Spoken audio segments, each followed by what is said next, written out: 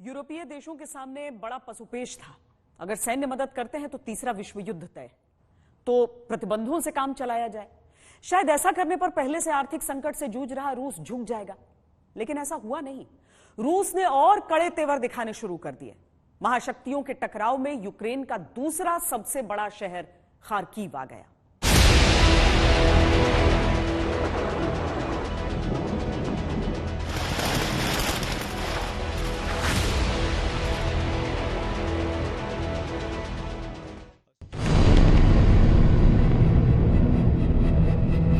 सत्ताईस फरवरी को रूसी सेना ने खार्किव पर भीषण बमबारी की।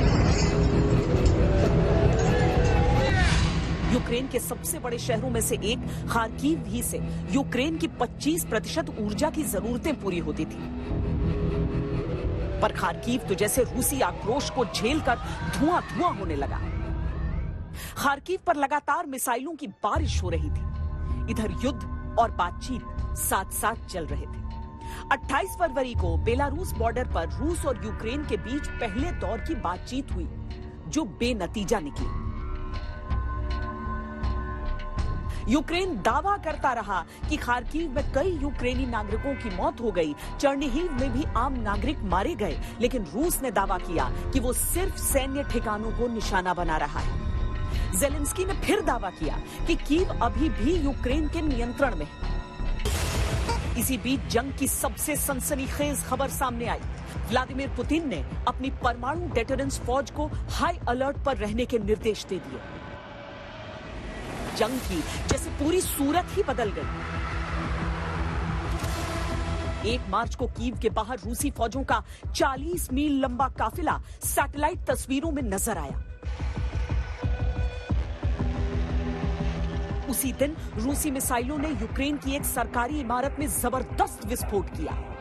रूसी हमले में यूक्रेन में पढ़ रहे भारतीय छात्र नवीन की उसी रोज मृत्यु हुई। उसी रोज कीव में रूस ने यूक्रेन के एक टीवी टावर पर भी हमला किया। देखिए, ये बहुत बड़ा सवाल उठता है कि क्या सिविलियन इलाकों में धमाके हो रहे हैं, क्या रूस नागरिक इलाकों को भी निशाना बना रहा है। ये वो टीवी टावर है जहां पर वो टकराती हुई मिसाइल सबने देखी थी तस्वीरों में, और अब देखिए उसका मलबा कहां तक आकर गिरा है। ऊपर ये मजबूत टीवी टावर है, तो इसीलिए आपको उसमें एक जगह तो दिख जाएगा जहां पर आक्रमण हुआ है, इंपैक्ट हुआ है। लेकिन अगर आप नीचे सड़क के दोनों ओर देखें तो आपको समझ में आएगा कि उस धमाके का असर कहां कहां तक हुआ। एक छोर और दूसरी छोर सड़क की, दूसरी छोर में आप पूरी तरीके से जली हुई इन पूरी झाड़ियों को भी देख सकते हैं।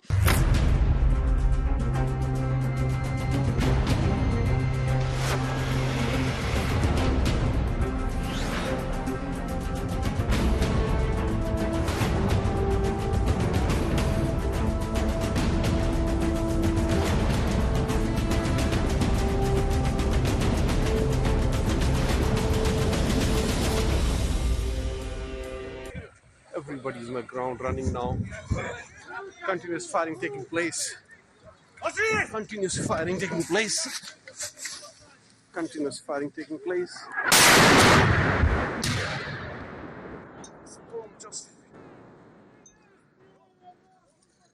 It's very close.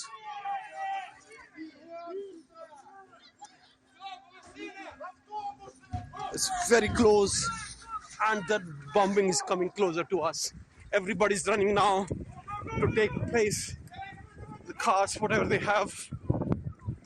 Panic everywhere. Even militia and military is running. 2 मार्च को संयुक्त राष्ट्र जनरल असेंबली ने रूस के खिलाफ एक रेजोल्यूशन पास किया, जिसमें रूस से पूरी तरह यूक्रेन से पीछे हटने की मांग रखी गई। भारत और चीन ने वोटिंग में हिस्सा नहीं लिया। इधर रूस ने ब्लैक सी पर स्थित यूक्रेन के बंदरगाह खेरसन पर जबरदस्त हमला शुरू कर दिया और शहर पर कब्जे का दावा किया। इसी दिन रूस ने 5 लाख आबादी वाले शहर मारियोपोल को चारों तरफ से घेरकर भारी बमबारी कर दी। यूएनएचसीआर के द्वारा जारी आंकड़ों के अनुसार 24 फरवरी से 2 मार्च तक 227 यूक्रेन के नागरिकों की मौत हो गई और 525 घायल हुए। 4 मार्च को एक ऐसी खबर आई जिसने पूरी दुनिया में खलबली मचा दी थी। यूक्रेन ने दावा किया कि बीती रात करीब 2:30 बजे रूसी सेना ने यूक्रेन में यूरोप के सबसे बड़े परमाणु पावर प्लांट पर हमला किया था। यूक्रेन के अनुसार रूसी मिसाइल ज़ेपोरिज़िया परमाणु पावर प्लांट के 6 रिएक्टर्स के पास जाकर गिरे थे। हमले के बाद अमेरिका ने अपनी न्यूक्लियर रिस्पांस टीम को अलर्ट पर कर दिया।